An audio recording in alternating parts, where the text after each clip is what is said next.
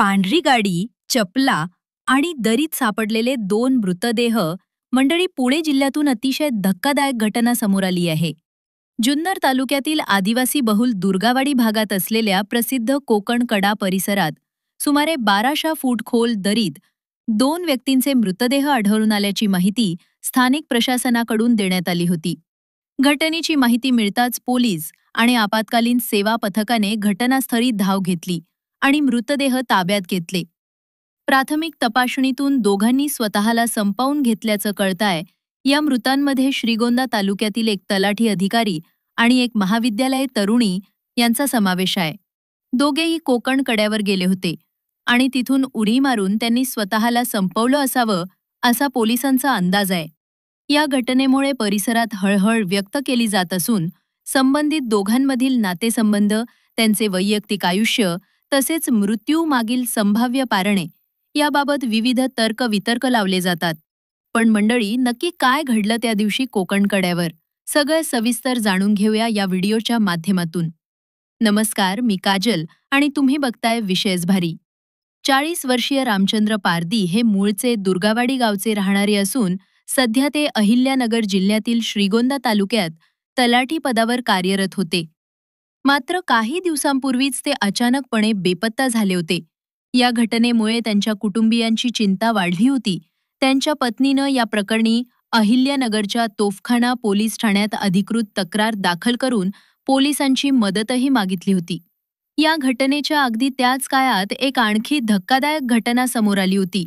ती म्हणजे रामचंद्र पारधी यांच्या मेहुणीची 20 वर्षीय मुलगी रुपाली संतोष खुटाण ही देखील अचानकपणे बेपत्ता झाली होती. तिच्या बेपत्तेमुळे तिच्या कुटुंबात प्रचंड चिंतेचं वातावरण निर्माण झालं होतं. तिच्या अपहरणाचा गुन्हा जुन्नर पोलीस ठाण्यात नोंदवण्यात आला होता. या दोन्ही घटनेत संशयाचा धागा म्हणजे या दोघांचं अगदी एकाच वेळी अचानक गायब होणं. रुपाली आणि रामचंद्र यांचा थांगपत्ता लागेना म्हणून दोघांचं कुटुंब प्रचंड चिंतेत होतं. पण त्याच दरम्यान या दोघांसोबत प्रत्यक्षात काय भयंकर घटना घडली होती याची चाहल सुद्धा कुणाला नव्हती. या दोघांचा शोध घेत असताना मोहीम सुरू झाली. पण दाट धोके, सतत पडणारा पाऊस आणि दाट अंधार यामुळे शोध मोहिमेत सारखे अडथळे येत होते. म्हणून पोलिसांनी तात्पुरतं शोधकार्य थांबवलं. पण नोव्हेंबर 23 रोजी सकाळपासून पोलीस आणि रेस्क्यू पथकाने पुन्हा एकदा दरीत उतरून तपासणी सुरू केली. यावेळी त्यांना प्रथम तरुणीचा मृतदेह आढळून आला आणि हा मृतदेह दुसरा तिसरा कुणाचा नसून हा मृतदेह होता रुपाली खुटांचा. शिवाय मंडळी, हा रेस्क्यू दरम्यान अजून एक धक्कादायक गोष्ट घडली होती. दरीत फक्त एकच नाही तर 2 मृतदेह सापडले होते आणि दुसरा मृतदेह होता रामचंद्र पारधी यांचा. पण मंडळी, गोष्ट इथेच संपत नाही.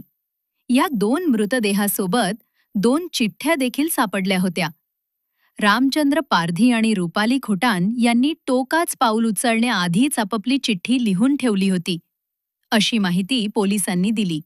पोलिसांनी घटनास्थळाची पाहणी करताना दोघांची वेगवेगळी 2 नोट घटनास्थळावरून हस्तगत केली. या प्रकरणात तलाठी पदावर कार्यरत असलेले रामचंद्र पारधी यांनी आपल्या चिठ्ठीमध्ये आपल्या कुटुंबियांना, विशेषतः आई-वडील आणि भावाला उद्देशून माफी मागितली. तर आपल्या मृत्यूसाठी त्यांनी कोणीही जबाबदार नसल्याचं स्पष्ट करताना आपल्या पत्नीविषयी बरेच गंभीर आरोप केलेत. पारधी यांनी चिठ्ठीत लिहिलंय की त्यांना त्यांच्या पत्नीने आणि तिच्या कुटुंबातील काही व्यक्तींनी सातत्याने मानसिक त्रास त्यांना दिला होता. त्यामुळे त्यांचं मानसिक संतुलन बिघडलं आणि त्यांनी स्वतःला संपवण्याचा निर्णय घेतल्याचं म्हटलंय. रामचंद्र पारधी यांनी मृत्यूआधी लिहिलेल्या नोटमध्ये पत्नी, तिच्या चुलत बहिणी, त्यांचे पती एकूण 11 जणांच्या त्रासाला कंटाळून आत्महत्या करत असल्याचं चिठ्ठीत म्हटलंय.